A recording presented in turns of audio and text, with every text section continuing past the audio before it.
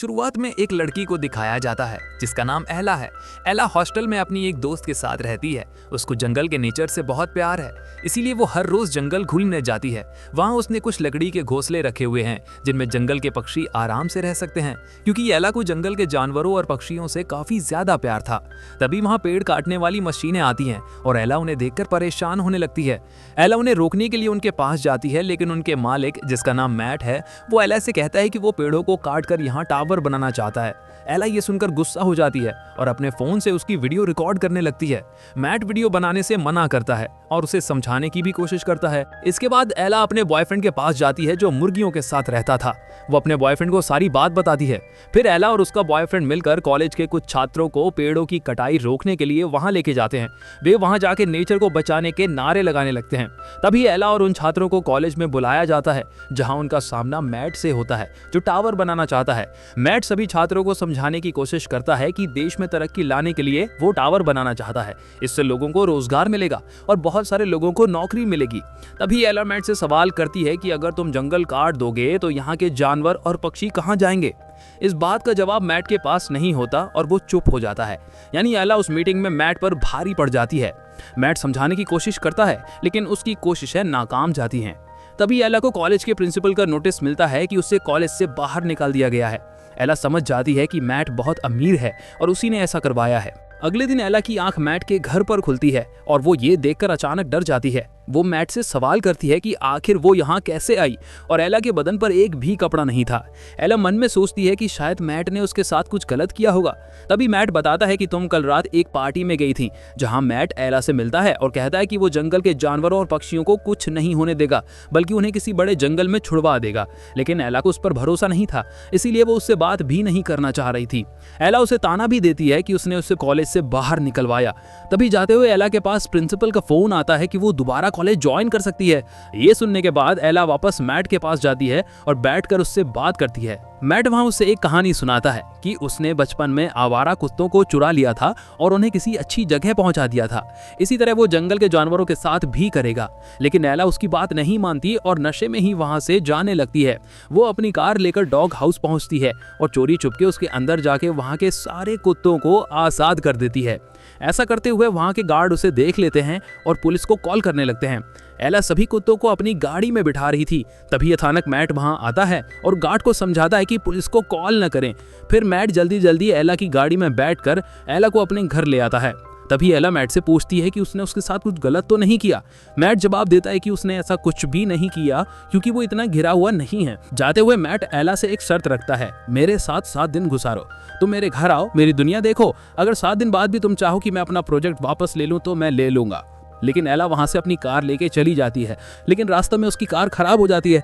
वो पैदल ही अपने रूम में जाती है और उसे पता चलता है कि उसके रूम में कोई और रहने आ चुका है और अब एला वहां नहीं रह सकती। तभी मैट उसके रूम के नीचे आता है और उसे गाड़ी गिफ्ट करता है, लेकिन एला उसे लेने से इनकार कर देती है और बोलती है कि वो बिकाऊ नहीं है। तभी एला अपने बॉयफ्रेंड के पास जाती है और उसे मैट की सारी बात बताती है। अगर उसे जंगल बचाना है तो 7 दिन उसे मैट के साथ रहना होगा। एला का बॉयफ्रेंड ऐसा करने से मना करता है, लेकिन एला के पास अब रहने के लिए जगह भी नहीं थी। इसीलिए वो मैट का प्रस्ताव मान लेती है और अपने बॉयफ्रेंड को भरोसा दिलाती है कि वो जंगल को बचा कर रहेगी। अगले दिन एला मेट के घर पहुंच जाती है और वहां जाते ही सबसे पहले मेट को अपना कॉन्ट्रैक्ट दिखाती है, जिस पर लिखा था कि मेट ना तो उसे बाहर आने जाने से रोकेगा और ना ही किसी गलत काम के लिए मजबूर करेगा। मेट इस बात के लिए मान जाता है और कॉन्ट्रैक्ट साइन कर देता है, बस एक शर्त पर। एला उसके घर रहते हुए उसके द्वारा तय किए गए नियमों का पालन करेगी। एला ये शर्त मान लेती है। पहले दिन एला मेट के पेंट हाउस पहुंचती है। वो बहुत बड़ा, साफ सुथरा और व्यवस्थित था। हर चीज सेट थी, फूल, बर्तन, फर्नीचर, हर जगह एक परफेक्ट सिमेट्री थी। एलो को इस जगह की खूबसूरती तो अच्छी लगी, लेकिन भीतर उसे महसूस हुआ कि ये जगह थोड़ी खाली है। सब कुछ बहुत कंट्रोल में, बहुत परफेक्ट सा। मेट एला को महंगी गिफ्ट्स देता है, कपड़े, जूते और ज्वेलरी। मेट का अंदाज था कि वो गिफ्ट से दिल जीत लेगा, लेकिन एला साफ मना कर देती है। वो कहती है कि मैं इन चीजों से नहीं बदलने वाली, पैसों से मेरे फैसले नहीं खरीद सकते। ये सुनकर मेट हैरान हो जाता है, क्योंकि उसे ये पसंद नहीं कि कोई उसे रिजेक्ट करे, लेकिन एला ने साफ कर दिया कि वो बिकाऊ नहीं है। इसके बाद मेट एला को एक और महंगा लेकिन निजी उपयोग का इलेक्ट्रॉनिक गिफ्ट देता है। एला उसे भी लेने से मना करती है, लेकिन कॉन्ट्रैक्ट के चलते उसे स्वीकार करना पड़ता है, हालांकि वो उसका उपयोग नहीं करती। थोड़ी देर बाद उसे कॉलेज में एग्जाम देने जाना होता है, इसलिए एला अपने बॉयफ्रेंड के साथ कॉलेज पहुंचती है। एग्जाम रूम में पहुंचते ही वो टीचर से क्वेश्चन पेपर लेती है, लेकिन उसका मूड पहले से ही खराब था और वो घबराई हुई लग रही थी। उसका ध्यान पढ़ाई पर नहीं था और टीचर के सामने भी वो विचलित सी होने लगती है। उसका बॉयफ्रेंड ये देख लेता है और तुरंत उसे वहां से बाहर ले जाता है। एला गुस्से में मेट के घर पहुंचती है और कहती है, तुम मुझे इस तरह परेशान नहीं कर सकते, ये सब गलत है।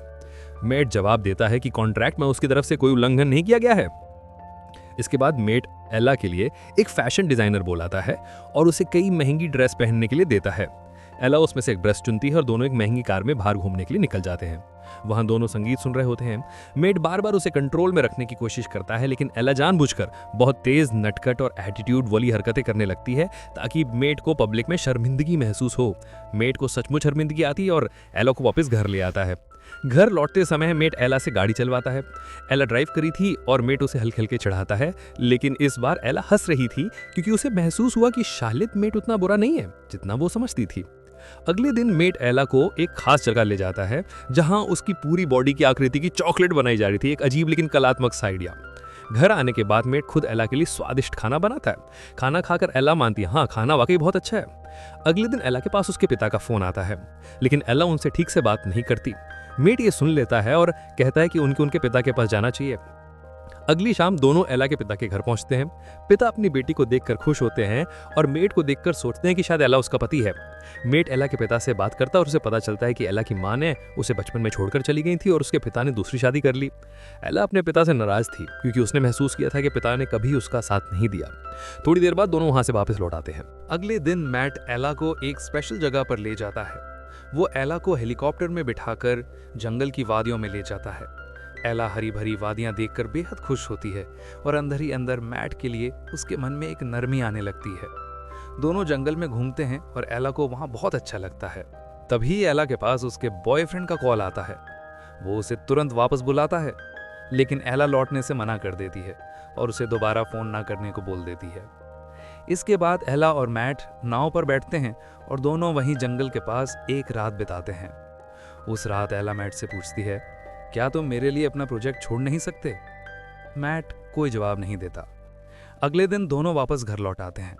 घर पहुंचकर मैट एला के शरीर पर एक आर्टिस्टिक पेंटिंग बनाने लगता है क्योंकि एला को पेंटिंग बहुत पसंद थी। पेंटिंग धीरे धीरे बड़ी होती जाती है और माहौल थोड़ा तनावपूर्ण हो जाता है। मैट अपने इमोशंस में बहने लगता है, लेकिन एला उसे रोक देती है क्योंकि वो उस समय ऐसा कुछ नहीं चाहती थी। अगले दिन एला मैट से उसके माता पिता के बारे में पूछती है। यह सुनकर मैट एला को अपने माता पिता से मिलाने ले जाता है। शुरुआत में मैट के पिता एला से अच्छा व्यवहार करते हैं, लेकिन जैसे ही उन्हें पता चलता है कि एला मैट के प्रोजेक्ट को रोकना चाहती है और उसे पेड़ पौधों से बहुत प्यार है, वो एला पर भड़क जाते हैं। वो नेचर को लेकर एला को ताने देने लगते हैं, जैसे तुमने जो मेकअप लगाया है वो भी पेड़ पौधों से ही बना है। ये सुनकर मैट को गुस्सा आता है और वो अपने पिता को शांत कराता है। इसके बाद मैट एला को अपना पुराना घर दिखाने ले जाता है। दोनों ऊपरी मंजिल पर चले जाते हैं। वहां मैट अपने पिता की ओर से एला से माफी मांगने की कोशिश करता है, लेकिन उसी दौरान एला को मैट पर बहुत भरोसा और स्नेह महसूस होता है और वो अपनी भावनाओं को रोक नहीं पाती। दोनों एक दूसरे के करीब आते हैं और एक मजबूत भावनात्मक जुड़ाव महसूस करते हैं। इसके बाद एला को लगता है कि मैट शायद सच में एक अच्छा इंसान है, लेकिन लौटते समय एला को एहसास होता है कि बात इतनी सीधी नहीं है। मैट सिर्फ रोमांस में दिलचस्प नहीं था, वो एला को इमोशनली कंट्रोल करना चाहता था ताकि वो उसके खिलाफ चल रहे एनवायरमेंटल प्रोटेस्ट को कमजोर कर सके। यही उसका असली गेम था। एला को ये तब समझ आता है जब उसे पता चलता है कि मैट ने अपना प्रोजेक्ट रोकने का वादा सिर्फ उसे मैनिपुलेट करने के लिए किया था। यानी 7 दिन वाला समझौता प्यार नहीं, एक इमोशनल ट्रैप था। इसके बाद एला उसे पूरी तरह दूर हो जाती है। वो मैट को साफ साफ कहती है कि वो उसके सपनों, उसके एक्टिविज्म और उसकी सेल्फ रिस्पेक्ट को खरीद नहीं सकता। एला के चले जाने के बाद मैट भी परेशान रहने लगता है क्योंकि उसे पता चलता है कि उसके अपने पिता ने उसे धोखा दिया था। जिस जगह मैट टावर बनवाने वाला था वो जमीन दलदली थी और उसके पिता सिर्फ उस जमीन को बेचना चाहते थे। मैट उनके लिए अनजाने में एक मोहरा बन रहा था। अगले दिन मैट दोबारा एला के पास जाता है और अपने किए की माफी मांगता है। इस बार उसे सच में पछतावा होता है। एला उसे माफ कर देती है और दोनों के बीच फिर से भरोसा बनने लगता है। मैट एला को अपने तरीके से प्यार और सम्मान देता है और एला भी उसके साथ खुश रहती है और यहीं पर यह कहानी समाप्त हो जाती है। ये कहानी हमें सिखाती है कि किरदार बेचकर प्यार नहीं मिलता और जो रिश्ता ताकत के इम्बैलेंस पर खड़ा हो, वो कभी असली रिश्ता बन नहीं सकता।